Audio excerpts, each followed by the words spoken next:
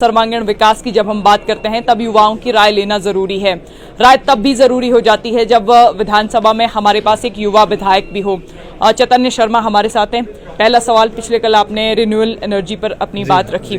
हम बात तो रखते हैं लेकिन कई बार वो चीजें इंप्लीमेंट सरकार नहीं कर पाती। हालांकि आप तो कांग्रेस के विधायक भी हैं, आपको क्या लगता है कमियां कहाँ रह जाती हैं? देखिए, कमियां, और मैं कल और आज भी जब मैंने टूरिज्म के बारे में बात करी है, एंड मेरे ख्याल से सिर्फ हिमाचल प्रदेश नहीं है, अगर हम इंडिया वाइड बात करें, ग्लोबलाइज्ड लेवल पे बात करें, तो मार्केट एंड ब्रांडिंग की जो है बात है वो बहुत ज़्यादा इंपॉर्टेंट है।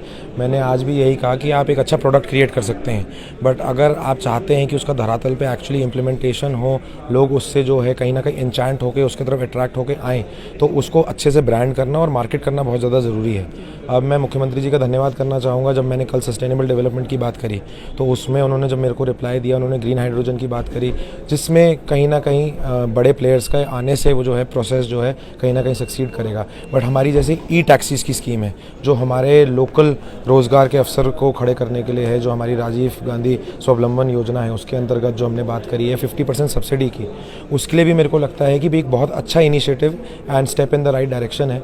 सीएम साहब ने हमारे प्रदेश को एक ग्रीन स्टेट डेवलप और डिक्लेयर करने की बात करी थी 2026 तक लास्ट बजट सेशन में, और हम उसके धरातल का जो इम्प्लीमेंटेशन है होते हुए देख रहे हैं। एज ऑफ टुडे जो आज इस पॉलिसी के अंतर्गत जो हमने एक इनवाइट करा था हमारे प्रदेश के यूथ को 18 to 40 के लिए जो ये हमारी स्कीम थी, उसमें मेरे ख्याल से if I am not wrong almost 600 लोगों ने जो है रजिस्ट्रेशन करा है।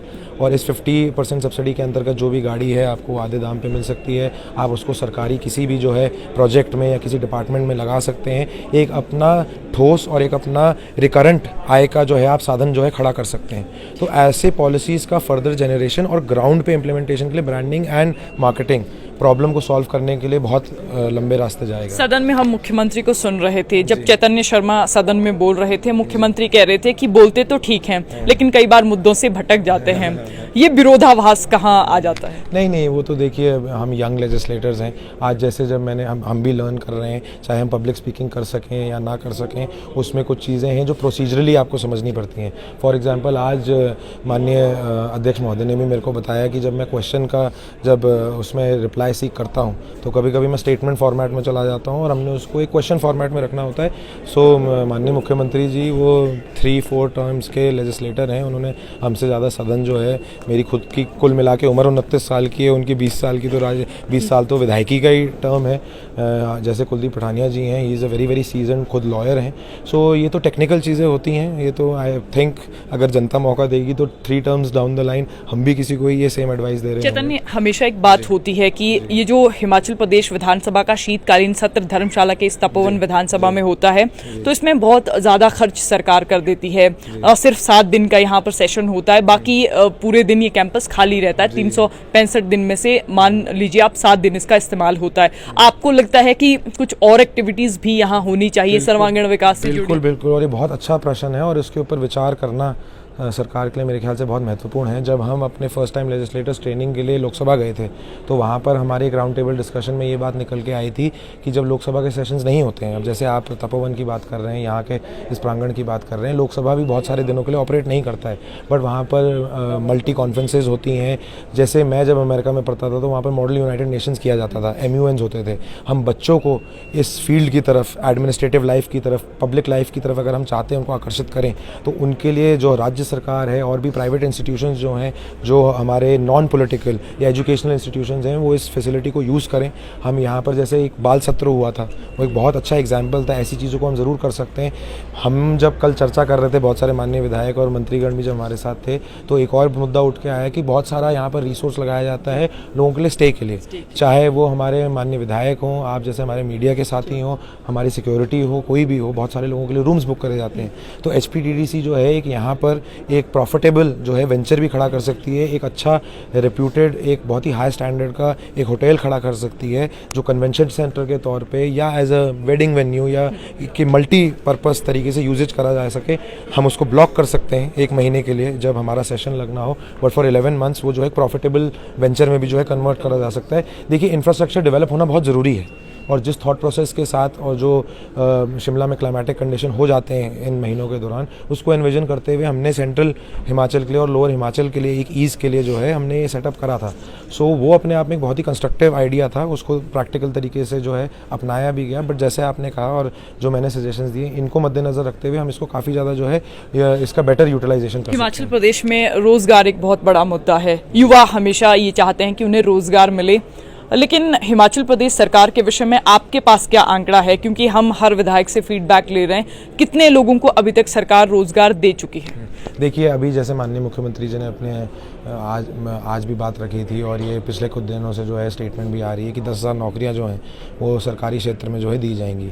6,000 if I am not wrong education department में दी जाएंगी। बट द इशू इज़, जैसे आप जो बात कर रहे हैं कि हमें इसका प्राइवेटाइजेशन करना बहुत ज़्यादा ज़रूरी है और इसका आंकड़ा लगाना और एक इसका मंथली अपडेट होना। अब हमारा एक एक्सचेंज का पोर्टल बना हुआ है, बट अगेन वो सरकारी नौकरियों के लिए है।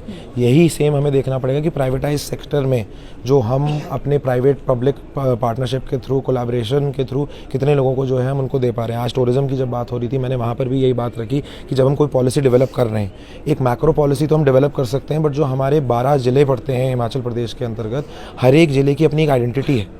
अगर हम सिरमौर की बात करते हैं तो वहाँ पर नाहन की एक हिस्टोरिक वैल्यू है। अगर हम ऊना की बात करें तो माता चिंतपूर्णी, मेरे गगरेट में माता भद्रकाली, इन चीज़ों की अपनी एक आइडेंटिटी है, धार्मिक आइडेंटिटी है। अगर हम कांगड़ा की बात करते हैं तो यहाँ पर न्यूमरस एग्जाम्पल्स है। चंबा की बात करते हैं तो वहाँ पर एक अपने जो है उसकी सेल्फ आइडेंटिटी है। तो यहाँ पर अगर हम एक हाइब्रिड मॉडल खड़ा करते हैं जहाँ पर पब्लिक वेंचर तो होगा ही होगा, अगर हम कहीं ना कहीं सरकारी नौकरियाँ दे रहे हैं, बट हम प्राइवेट कहीं ना कहीं लोगों को कैसे एंटरप्रेन्योरशिप पॉइंट ऑफ व्यू से अगर हम चाहते हैं कि वो अच्छे स्मॉल बिजनेसमैन बने, एमएसएमई मॉडल को अगर हम डेवलप करना चाहते हैं, उसके लिए काम करना बहुत ज़रूरी है। जो आपका ओरिजिनल क्वेश्चन था, आपने धार्मिक संस्थानों की बात की, आपने मंदिरों की बात की, अपने भी विधानसभा क्षेत्र के मंदिरों का जिक्र किया। अभी हाल ही में सरकार ने, आपने भी देखा होगा कि मंदिरों पर टैक्स लगा दिया है कि आप वीआईपी दर्शन मंदिरों में कर सकते हैं। आपके हिसाब से सही है? देखिए, अगर आप चाहते हैं कि आपका कोई भी संस्थान अच्छे से चले और आप सर्विसेज प्रोवाइड करना चाहते हैं, तो उसके लिए कहीं ना कहीं आपको उसका रेवेन्यू का एक माध्यम खड़ा करना पड़ेगा। तो सही गलत से ज़्यादा मैं इस मॉडल का जो है समर्थन करता हूं। अब आंकड़ों के आधार पे वो तो एक बहुत ही माइन्यूट डिस्कशन करने वाली बात है, जो भी मेरे को लगता है होनी चाहिए। बट जिस अभी तर्ज पे हिमाचल प्रदेश खड़ा हुआ है, अब हम इतनी बड़ी प्राकृतिक आपदा से भी निकल के आए हैं और हम सभी जानते हैं कि जो टूरिज़्म है एक बहुत बड़ा बैकबोन है। 7.5% जीडीपी की जो मैंने लास्ट फिगर्स देखी थी, वो जो है कंट्रीब्यूट करता है टूरिज्म सिर्फ हमारी हिमाचल प्रदेश की जीडीपी के लिए। अगर हम चाहते हैं कि ये स्टेबल रहे या आगे बढ़े, उसके लिए हमें कहीं ना कहीं रेवेन्यू कलेक्शन करना भी बहुत ज़रूरी है। माननीय उप मुख्यमंत्री जी ने अपनी दूरदृष्टा के साथ जो है चिंतपूर्णी में बहुत अच्छा मॉडल खड़ा किया। कहने का मतलब है कि रिसोर्स मोबिलाइजेशन के लिए बिल्कुल ज़रूरी है। अगर आप पंजाब में मंदिरों की बात करें, अगर आप सिर्फ साउथ में देखिए, सिद्धिविनायक मंदिर देखिए, किसी भी बड़े मंदिर की बात करिए, वहाँ पर रेवेन्यू कलेक्शन बहुत लार्ज स्केल पे होता है। और जब वो कलेक्ट होता है, उससे जो सुविधाएं होती हैं, चाहे मूलभूत सुविधाएं हों चाहे लग्जरी सुविधाएं हों, बहुत बड़े बड़े होटल चेन्स हैं जो आके अब इन रिलीजियस साइट्स पे जो है अपने होटल्स डेवलप कर रहे हैं। अब वो टैक्स कलेक्शन होना उसके लिए कहीं ना कहीं ज़रूरी है। So we need to balance between the two. अगर कोई श्रद्धालु आ रहा है तो उसको ऐसा नहीं लगना चाहिए कि भगवान के दर्शन के लिए मेरे को बिल्कुल आउट ऑफ द पॉकेट जाके कुछ करना पड़ रहा है। बट एक अगर नॉमिनल फीस है या अगर कलेक्शन की कहीं ना कहीं उन साधनों को बढ़ाने के लिए ज़रूरत है, तो वो होना अपने आप में ज़रूरी है। जहाँ डेवलपमेंट होती है तो उसके कहीं ना कहीं रामिफिकेशंस इकोनॉमिक सेंस में भी होते ही हैं। गगरेट विधानसभा क्षेत्र के विधायक चैतन्य शर्मा हमारे साथ थे। हमने बात की टूरिज्म को लेकर, युवाओं को लेकर, जैसा कि हमने आपको पहले भी बताया था। तो फिलहाल संवाद भारत में अभी के लिए बस इतना ही। नमस्कार।